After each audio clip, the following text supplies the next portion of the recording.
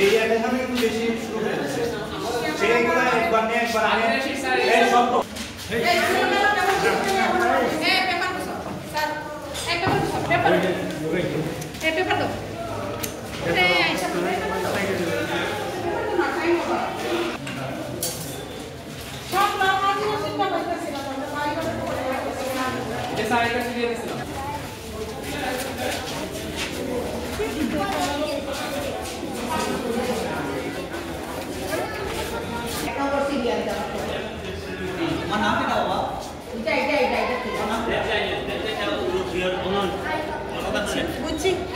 না আমাকে স্প্রে দিতে পারলাম না আমি তো জানি আমার অ্যাকসেপ্ট করে দিয়েছে এটা দিতে পেয়ে গেল বড় এটা রাখা ওইটা ছবিটা ঠিক আছে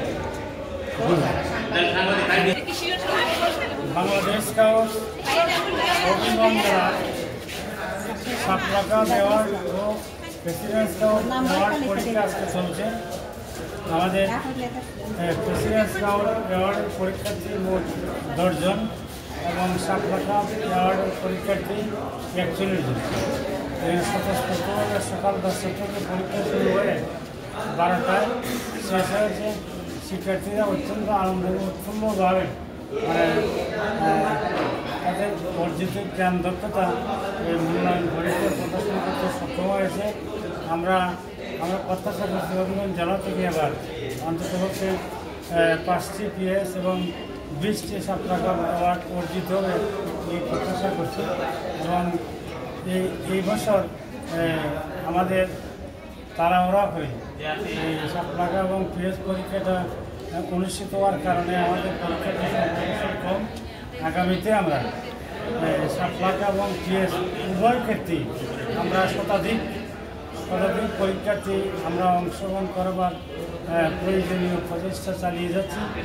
ইনশাআল্লাহ 2025 সালে যে পরীক্ষা অনুষ্ঠিত হবে যাতে পর্যাপ্ত পরিমাণ পার্টিসিপেন্ট থাকবে এই আশা এবং প্রত্যাশা করি।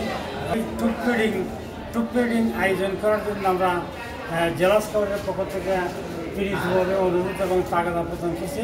আগামীতে যাতে আমরা আমাদের সাফল্য এবং উদ্দেশ্য বুঝতে পারি এই প্রচেষ্টায় সকলেই হবিগঞ্জ জেলা স্কাউটকে এগিয়ে নেবেন এই কাজ করার জন্য আমি আকুল আহ্বান জানিয়ে মূল্যায়নটা হচ্ছে তিনটি ধাপে।